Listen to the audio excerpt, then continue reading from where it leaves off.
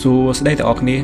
តើអ្នកធ្លាប់មានអារម្មណ៍ថាខ្លួនឯងទន់ជ្រាយមិនហ៊ានសម្រេចចិត្ត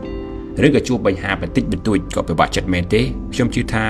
យើងម្នាក់សុទ្ធតែចង់ខ្លាយទៅជាមនុស្សដែលរឹងមាំជាងមុនក្លាហានជាងមុន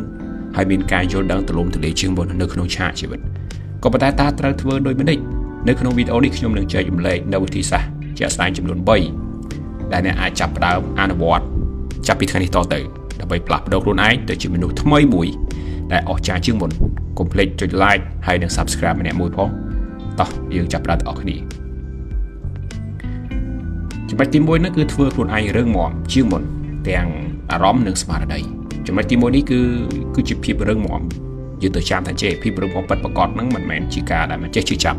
មិនចេះយំនោះទេប៉ុន្តែវាជាសមត្ថភាពមួយនៅក្នុងការក្រោបឈរឡើងវិញក្រោយពេលដែលយើងដួលដើម្បីឲ្យរឹងមាំជាងមុននេះដំបូងយើងត្រូវតែដឹងទៅរៀនគ្រប់គ្រងអារម្មណ៍ខ្លួនឯងជំនិតសិនដើម្បីដែលយើងជួបបញ្ហាកុំសួរថាហេតុអីរឿងនេះវាកើតឡើងជាមួយខ្ញុំយើងត្រូវតែសួរខ្លួនឯងចេះតើខ្ញុំអាចដោះស្រាយវាដោយរបៀបណាទី2នេះគឺជាត្រូវតែបង្កើតខែលការពារចិត្តយើងហ្នឹងយើងទៅយកអាសម្ដីអវិជ្ជមានឬក៏ការថាគុណគ្មានន័យនឹងមនុស្សជំនាញខ្លួនពេកបាទកុំយកពួកអាហ្នឹងវាអាចជួយយើងបានទេវាជាសម្រាប់ទេអាសម្ដីដែលគេនិយាយឬគុណថ្មេះទេសទៀតយើងណាហ្នឹងហើយយើងបែងចែករវាងការឬគុណក្នុងន័យស្ថាបនាឬហៅការឬគុណដើម្បីជន់ភ្លេចអាហ្នឹងអ្នកនរគ្នាដឹងទេអ្នកខ្លះគេឬគុណយើងដើម្បីយើងល្អឯខ្លះឬគុណយើងដើម្បីជន់ភ្លេចយើងទេចំណុចទី2គឺធ្វើឲ្យខ្លួនឯងคล้าย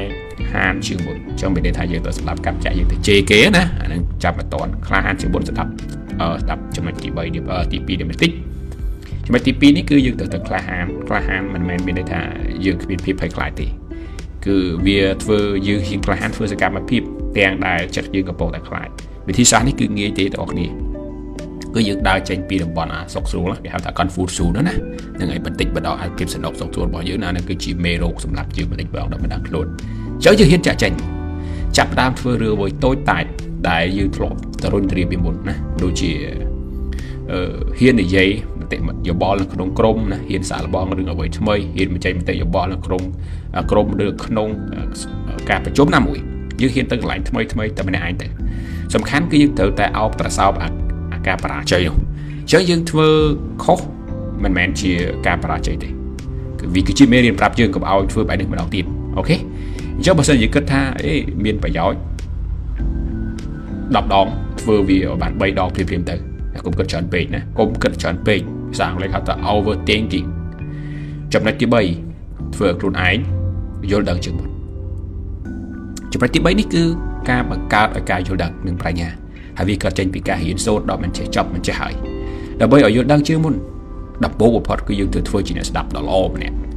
ជំនួសឲ្យការបញ្ញាប់និយាយចែកវែងញែកចូលស្ដាប់អ្នកដទៃឲ្យបានច្រើន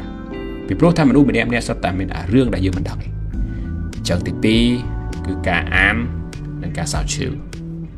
ចំណាយពេលអានសៀវភៅស្ដាប់ podcast ស្ដាប់បកគោលដែលគាត់ជួយលើកទឹកចិត្តម្ដងនេះណាស្ដាប់ព្រះធម៌វាមិនខ្វះទេការអប់រំហ្នឹងទៅ15នាទីណាទៅ30នាទីក្នុងមួយថ្ងៃជាចុងក្រោយនេះ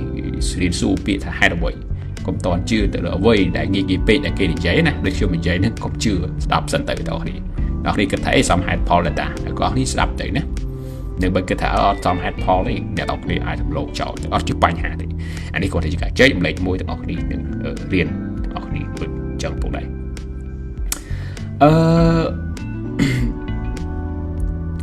ការផ្លាស់ប្ដូរខ្លួនឯងនឹងវាប្រៀបបីដូចជាការរត់ម៉ារ៉ាតុងអញ្ចឹងណាមិនមែនការឡើងត្រឹមតែមួយថ្ងៃនោះទេយើងមានចិត្តអំណត់អត់ធ្មត់ណាយើងទៅផ្ដោតពេលវេលាខ្លួនឯងម្ដងបន្តិចម្ដងណាដើម្បីលូតលាស់អញ្ចឹងចូលអ្នកទាំងអស់គ្នាថាតើក្នុងចំណោមរឹងមាំក្លាហាននិងយល់ដឹងតើចំណុចមួយណាទាំងអស់គ្នាចង់អភិវឌ្ឍមុនគេបងអស់ខមមិនឲ្យប្រាប់ខ្ញុំខាងក្រោមផងហើយអរគុណសម្រាប់ការទស្សនាយើងជួបគ្នានៅវីដេអូក្រោយជម្រាបលាអរគុណបាយបាយ